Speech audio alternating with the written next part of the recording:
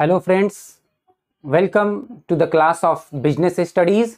आइए आज हम स्टार्ट करते हैं क्लास 12 का पार्ट 2, जो फर्स्ट चैप्टर का पार्ट 2 है, यानी nature and significance of management. दोस्तों, सेकंड वीडियो आने में थोड़ी देर हो गई क्योंकि थोड़ा मैं अनवेल था, पर अब मैं फिट हूँ और बहुत ही जल्दी हम क्लास 12 के इस करिकुलम को कंप्लीट कर देंगे। आप बिल्कुल भी घबराना मत, हम बिफोर टाइम ही कंप्लीट करेंगे। अगर एक वीक में ना हम लोग 4 या 5 वीडियो भी डाल पाते हैं तो ऑलमोस्ट 3 से 4 मंथ्स में हम जो है 12 चैप्टर 36 to 40 वीडियोज़ लगेंगे, वो हम आराम से इसको अपलोड कर देंगे। सो आप निश्चिंत रहना, हम करिकुलम भी ख़त्म कराएंगे आपका, और साथ ही साथ आपको NCERT बोर्ड के लिए, ICSE बोर्ड के लिए जो इम्पोर्टेंट नोट्स है वो भी टाइम टू टाइम देते रहेंगे। ठीक है, सो आप जस्ट हमारे चैनल को लाइक और सब्सक्राइब करते रहें और हाँ, शेयर करते रहें। दोस्तों, बहुत मेहनत लगती है वीडियो बनाने में, इसलिए ज़्यादा से ज़्यादा लोगों तक इस वीडियो को पहुँचाएँ ताकि बहुत ही लोग बेनिफिटेड हो पाए। ठीक है, तो आइए आज अपना पार्ट 2 हम स्टार्ट करते हैं। लेकिन पहले थोड़ा हम ये समझते हैं कि हमने पार्ट 1 में क्या कवर किया था। पार्ट 1 जो है इस चैप्टर का, nature and significance of management, इसमें हमने पढ़ा था definition of management, features of management और इसके objective in respect of social, personal और ऑर्गेनाइजेशनल गोल को ध्यान में रखते हुए। ठीक है, सो एक बार थोड़ा डिफिनीशन को रिकॉल करते हैं कि जो मैनेजमेंट का डिफिनीशन है वो क्या कहता है। देखिए, मैंने आपको फर्स्ट क्लास में भी बताया था कि मैनेजमेंट इज एन आर्ट और process of managing man and material both. हम इस चीज को ध्यान में रखेंगे कि मैनेजमेंट मैनेजिंग क्या करता है, मैन एंड मटेरियल दोनों को मैनेज करता है। फाइन, ठीक है। अब देखिए दोस्तों, हम आते हैं नेचर ऑफ मैनेजमेंट पे कि भाई मैनेजमेंट का स्वभाव क्या है इन टर्म्स ऑफ, क्या मैनेजमेंट आर्ट्स है, क्या मैनेजमेंट कोई साइंस है, या मैनेजमेंट कोई प्रोफेशन है।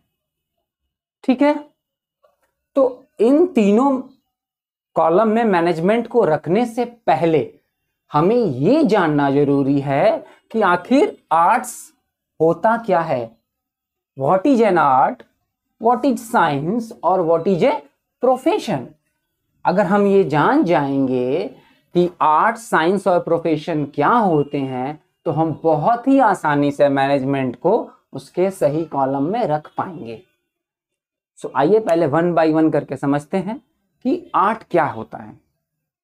आर्ट्स जो हम कहते हैं, आर्ट क्या है। आर्ट, देखिए आर्ट क्या होता है कि skillful and personal application of existing knowledge, यानी कि कोई किसी चीज की कोई नॉलेज है, कोई जानकारी है आपके पास, उसका स्किलफुल एंड पर्सनल एप्लीकेशन, यानी कि आप, पर्सनल का मतलब होता है कि इंडिविजुअल, कोई भी इंडिविजुअल कैसे उसको अप्लाई करता है, ये उस पर डिपेंड करता है। ठीक है, यानी साइंस की तरह नहीं है कि कोई यूनिवर्सल लॉ बन गई है और उसके आधार पे अगर कोई भी उसका एप्लीकेशन करे तो जो रिजल्ट है वो सेम होगा। आर्ट्स के केस में ऐसा बिल्कुल भी नहीं होता है। ठीक है, ये हमेशा क्या होता है, जैसे कि सपोज करें कि कोई बच्चा संगीत की ट्रेनिंग ले रहा है, तो संगीत के सुर तो हम जानते हैं, वही सा रे गा मा पा धा नी सा, यही 7 सुर हैं। पर हर बच्चे के गाने का तरीका, यानी एप्लीकेशन, वो होगा, वो डिफरेंट होगा।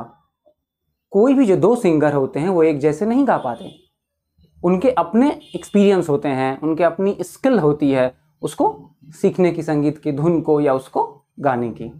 ठीक है, फिर देखें यहाँ पे क्या है, आर्ट्स क्या कहता है कि ये पर्सनलाइज्ड एप्लीकेशन, जिसमें मैंने आपको बताया कि कोई 2 डांसर हैं, ठीक है, उनके डांस करने की जो शैली है वो बिल्कुल अलग होगी। ठीक है, ये आर्ट्स, जैसे आप एक ही चीज़ अलग अलग डांसर को सिखाएं, फिर भी आप देखेंगे कि 2 डांसर्स की जो शैली है वो डिफरेंट आएगी, उनके डांस करने का तरीका, उनके जो आर्ट को एक्वायर करने का चीज़ है ना, वो क्या हो जाता है, फिर आगे जाके पर्सनलाइज्ड हो जाता है। कैसे पर्सनलाइज्ड होता है? Based on practice and creativity. हम लोग एक वर्ड कहते हैं ना, the more you practise the more you are getting closer to the perfection, यानी practice makes a man perfect. बहुत पुरानी कहावत है, कही जाती है किसी भी आर्ट के केस में। आप किसी भी आर्ट की ड्राइंग की प्रैक्टिस करते हो या आप पब्लिक स्पीकिंग की प्रैक्टिस करते हो तो आप परफेक्ट कैसे होगे? The more you practice. पर याद रखें, दो स्पीकर कभी भी ना सेम नहीं होते।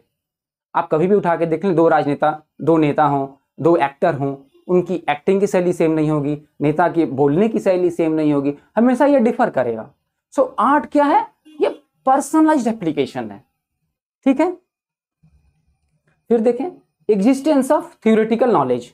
बिल्कुल होता है जी, थ्योरेटिकल नॉलेज तो आर्ट्स में होता ही है। जैसे संगीत के मैंने बताया, सुर की किताब है, जो किताब पढ़ के कोई भी आता है जो संगीत के इंस्टीट्यूट में पढ़ता है, वो पहले उनको बुक्स पढ़ाई जाती हैं, थ्योरेटिकल नॉलेज दी जाती है, उसके बाद तब उनका प्रैक्टिकल की बारी आती है। तो जब प्रैक्टिकल की बारी आती है तब बंदा उसमें अपना पर्सनल जो होता है एप्लीकेशन, वो अपनी क्रिएटिविटी के आधार पे अप्लाई करता है, ठीक है। तो एग्जिस्टेंस ऑफ थ्योरेटिकल नॉलेज, हम क्या देख पा रहे हैं कि आर्ट्स की जो बहुत सारी समानताएं हैं, अब इसको मैनेजमेंट के टर्म्स में देखते हैं। क्या मैनेजमेंट में skillful and personal application of existing knowledge होता है? जी बिल्कुल होता है।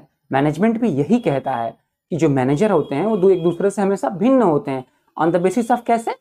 उनके स्किल के आधार पे, या उनकी जो पर्सनल एप्लीकेशन होती है नॉलेज की, वो डिफरेंट तरह से करते हैं। एक बंदा अपने ऑर्गेनाइजेशन को अलग तरह से मैनेज करता है, दूसरा जो मैनेजर है वो कुछ और तरीके अपना अप्लाई करता है, कुछ और क्रिएटिव सोचता है। तो इस आधार पे हम देखते हैं कि मोर और लेस ये जो पॉइंट्स हैं मैनेजमेंट के साथ मैच कर रही हैं। पर्सनलाइज्ड एप्लीकेशन बिल्कुल भी होता है। प्रैक्टिस एंड क्रिएटिविटी जो होती है मैनेजमेंट में, जी हाँ होती है। क्रिएटिविटी, जितनी ही आप क्रिएटिव रहोगे उतनी ही आप बेटर मैनेजर होगे, और प्रैक्टिस तो बिल्कुल ही जरूरी है। फिर एग्जिस्टेंस ऑफ थ्योरेटिकल नॉलेज, जी हाँ, थ्योरेटिकल बुक्स हैं मैनेजमेंट की जो आपको ज़रूरी होती हैं इनिशियल लेवल पे, कभी कुछ भी जानने के लिए या समझने के लिए मैनेजमेंट के बारे में, तो बुक्स भी हैं। तो पहला जो हमारा क्राइटेरिया है दोस्तों, हम क्या देख पा रहे हैं कि जो आर्ट्स के साथ मैनेजमेंट की समानताएं हैं वो बहुत ही ज़्यादा हैं। यानी हम कह सकते हैं कि management is an art. Management क्या है? एक आर्ट है। अब साइंस के साथ इसकी हम जो क्वालिटीज है उसको मैच करते हैं सर, तो उससे पहले हमें यह जानना जरूरी है कि व्हाट इज साइंस। साइंस क्या है? देखिए, साइंस ये कहता है कि systematised body of knowledge which explains general truths, यानी एक ऐसी बॉडी जो कि हमेशा ट्रुथ को एक्सप्लेन करती है। और दोस्तों, ट्रुथ याद रखें हमेशा यूनिवर्सल होता है। जो सच्चाई यहाँ पे है इंडिया में, वही आपको यूएस में मिलेगी या अदर कहीं मिलेगी। यानी जो सच्चाई है वो नहीं बदलती। कैसे? इन टर्म्स ऑफ, सपोज करें आप साइंस के लैब में गए, आपको बताया गया हाइड्रोजन के 2 और ऑक्सीजन के 1 अणु मिलेंगे तो पानी बनेगा। ये कहीं भी बनेगा, ये यूनिवर्सल है। आप इंडिया में भी हाइड्रोजन के 2 कण और ऑक्सीजन के 1 कण को मिलाओगे तो पानी ही बनेगा, अमेरिका में मिलाओगे तो पानी ही बनेगा, ब्रिटेन में, चाइना में, कहीं भी मिलाए तो पानी ही बनेगा। इसका मतलब क्या है? ये कि प्रिंसिपल बेस्ड ऑन एक्सपेरिमेंटेशन, यानी जो साइंस के जो प्रिंसिपल हैं, जैसा मैंने आपको बताया पानी के केस में, ये एक्सपेरिमेंटेशन पे बेस्ड है। किसी भी जगह पे आप जब हाइड्रोजन के 2 और ऑक्सीजन के 1 कण को मिलाते हैं तो वाटर फॉर्मेशन ही होता है, राइट। फिर देखें यूनिवर्सल वैलिडिटी। जी हाँ, साइंस की जो वैलिडिटी है वो यूनिवर्सल वैलिडिटी है। आर्ट्स की तरह ये पर्सनलाइज्ड नहीं है कि पर्सन टू पर्सन ये वैरी करेगा, नहीं। ये क्या होता है? ये वैलिड होता है किसी भी जगह, respective of place, respective of person, ठीक है। यानी एक्सपेरिमेंट कोई बड़े साइंटिस्ट कर रहे हो नासा या इसरो के, या ये एक्सपेरिमेंट आप कर रहे हो, the result will be same in both the cases. So that is science, ठीक है। आर्ट्स की तरह नहीं कि अलग, जो ज़्यादा प्रैक्टिस करता है उसके रिजल्ट्स ज़्यादा बेटर होंगे, जो कम करता है, जो क्रिएटिव है वो आपसे बेटर परफॉर्म करेगा, ऐसा कुछ भी नहीं है। साइंस के केस में एकदम सिंपल फंडास हैं। आप फंडास के एक सर्टेन कंडीशन पे जब भी आप हाइड्रोजन के 2 और ऑक्सीजन के 1 कण को मिलाते हैं, वाटर फॉर्मेशन ही होगा, राइट। तो हम जो इनकी समानताओं को देखते हैं, क्या इनसे मैनेजमेंट का मैच हो रहा है? और अगर मैच हो रहा है तो कितना। तो देखें, मैनेजमेंट का जो पहला कंडीशन है, systematised body of knowledge which explain general truth. जी हाँ, बिल्कुल, मैनेजमेंट में ये ठीक है मोर और लेस होता है कि मैनेजमेंट भी जनरल ट्रूथ ही बोलता है, ठीक है, और एक सिस्टमेटाइज्ड बॉडी ऑफ नॉलेज है। प्रिंसिपल बेस्ड ऑन एक्सपेरिमेंटेशन, हम कह सकते हैं कहीं कहीं सर्टेन कंडीशन में है भी, कहीं नहीं भी है। जैसे कि कुछ साइंटिफिक मैनेजमेंट की थ्योरीज हैं, फ्रेडरिक विंसलॉ टेलर की जो थ्योरीज हैं वो साइंटिफिक मैनेजमेंट पे बेस्ड है। इसके अलावा कुछ और भी थ्योरीज हैं, हेनरी फेयोल की भी थ्योरी है फंक्शनल मैनेजमेंट के ऊपर, ठीक है। तो हम देखते हैं कि बहुत सारी थ्योरीज हैं जो कुछ बेस्ड करती हैं। तो ये जो पॉइंट है वो मैच कभी कभी करता भी और कभी नहीं भी करता है। यूनिवर्सल वैलिडिटी बिल्कुल भी नहीं है मैनेजमेंट के केस में, कोई यूनिवर्सल वैलिडिटी नहीं है, कोई इसके यूनिवर्सल लॉज नहीं है, कोई यूनिवर्सल रूल्स नहीं है कि आप ऐसे करोगे तो यही आउटकम होगा। मैनेजमेंट के केस में ऐसा नहीं है। सिर्फ पहला जो पॉइंट है वो थोड़ा मिलता है, दूसरा और तीसरे पॉइंट को हम देखते हैं कि ये बिल्कुल भी मैनेजमेंट से मैच नहीं करते हैं। तो हम मैनेजमेंट को क्या कह सकते हैं, इन एग्जैक्ट साइंस, यानी साइंस तो हुआ पर एग्जैक्ट नहीं हुआ, इन एग्जैक्ट हुआ, ठीक है। यानी हमारा जो पहला ऑप्शन था वो सूट्स मोर, ठीक है, आर्ट्स जो है वो ज्यादा सूट करता है मैनेजमेंट को रेदर देन साइंस। फिर भी अगर बोलना हुआ तो हम इसके लिए वर्ड यूज कर सकते हैं इन एग्जैक्ट साइंस। फाइन, अब आते हैं प्रोफेशन पे। क्या मैनेजमेंट प्रोफेशन है? तो आइए दोस्तों पहले समझते हैं कि प्रोफेशन क्या होता है। देखें, प्रोफेशन कहता है कि क्या है ये एक occupation backed by training and specialized knowledge, यानी जो ऑक्यूपेशन है जिसको बैक किया जाता है, क्या एक सर्टेन टाइप ऑफ ट्रेनिंग होती है, एक स्पेशलाइज्ड नॉलेज होता है, जब आप गैदर करते हो तब आप एक प्रोफेशन में एंटर करते हो। कैसे? जैसे डॉक्टर्स हैं, डॉक्टर्स क्या करते हैं कि स्पेशलाइज्ड नॉलेज लेते हैं, एमबीबीएस की डिग्री लेते हैं या बीएचएमएस की डिग्री लेते हैं या एमडी है, एमएस है, कुछ भी एक डिग्री लेते हैं, ठीक है। एक गवर्निंग बॉडी है जो उनको गवर्न करती है, MCI, medical council of India. देखिए, इसे well defined body of knowledge होती है, ठीक है। जब भी आप किसी प्रोफेशन में जाते हैं ना तो एक well defined body of knowledge होता है। इसमें मैंने आपको बताया, जैसे कि लॉयर हैं, क्या है, बार काउंसिल ऑफ इंडिया, बीसीओआई। इसी तरह सीएस के लिए आईसीएआई। अब देखें, एंट्री जो होती है प्रोफेशन में वो क्या होती है, रेस्ट्रिक्टेड होती है, यानी हर कोई एंट्री, आप डॉक्टर नहीं बन सकते, आप लॉयर नहीं बन सकते, आप सीए चार्टर्ड अकाउंटेंट नहीं बन सकते, ठीक है, क्योंकि इसके बनने के लिए आपको फिर वही बैक स्पेशलाइज्ड ट्रेनिंग और स्पेशलाइज्ड नॉलेज की जरूरत होती है।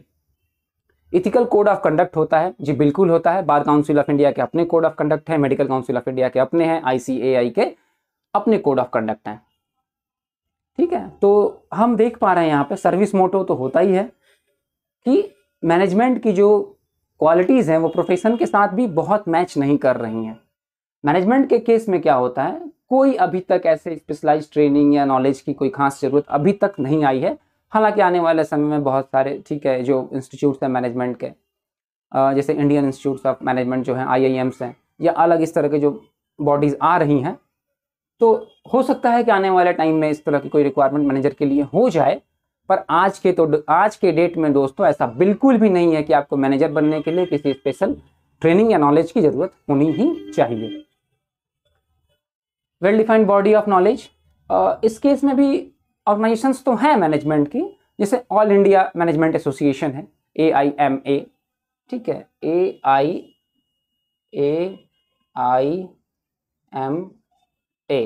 ये मैनेजमेंट की एसोसिएशन है इंडिया में, पर कोई बाउंडेशन नहीं है आपको कि आपको इस एसोसिएशन के साथ में लिंकअप होना ही चाहिए अगर आप मैनेजर हो तो। बहुत सारे मैनेजर हैं, बैंक्स के हैं, आईटीज कंपनीज के हैं, या अदर कंपनी के सीईओ हैं, वो इसके मेंबर हैं भी, और बहुत सारे हैं जो नहीं भी हैं। सो कोई ऐसी बाउंडेशन नहीं है। रेस्ट्रिक्टेड एंट्री, तो मैनेजमेंट के केस में ऐसा कुछ नहीं है कि एंट्री रेस्ट्रिक्टेड होगी। प्रोफेशनल एसोसिएशन मैंने बताया कि है, पर इसमें शामिल होना कोई कंपल्सन नहीं है मैनेजर के लिए। सो यहाँ भी मैच नहीं कर रहा। Ethical code of conduct, code of conduct तो AIMA के हैं, पर जब आप इसके मेंबर ही नहीं हो तो फिर आप कैसे इसको फॉलो करोगे, राइट। सो अभी तक ऐसा कुछ नहीं है मैनेजमेंट के केस में। हाँ, अपने ऑर्गेनाइजेशन के सर्टेन्स रहते हैं या मैनेजर्स अपने इथिकल कोड ऑफ कंडक्ट बनाते हैं जिसे वो अपने लेवल पे फॉलो करते हैं। और सर्विस मोटिव तो किसी भी प्रोफेशन का होता ही है। मैनेजर्स के भी अपने लेवल पे उनके सर्विस मोटो रहते हैं, पर मेन मोटो जो मैनेजर का होता है वो क्या होता है? प्रॉफिट, क्योंकि प्रॉफिट के बल पे ही ऑर्गेनाइजेशन टिकी होती है। सो दोस्तों, हम ये देख पा रहे हैं कि आज हमने जो स्टडी की, ठीक है, उसमें हम ये समझे कि आर्ट्स, साइंस और प्रोफेशन में जो मैनेजमेंट है उसके लिए बेस्ट एग्जाम्पल है या बेस्ट जो सूट्स करता है वो क्या है? हमारा आर्ट्स। ठीक है, आप कोई डाउट अगर रह जाए आप जरूर इसे टाइप करें और कमेंट बॉक्स में दें, वो डाउट भी आपकी क्लियर की जाएंगी। Okay, thank you for watching this video. Thanks to all of you.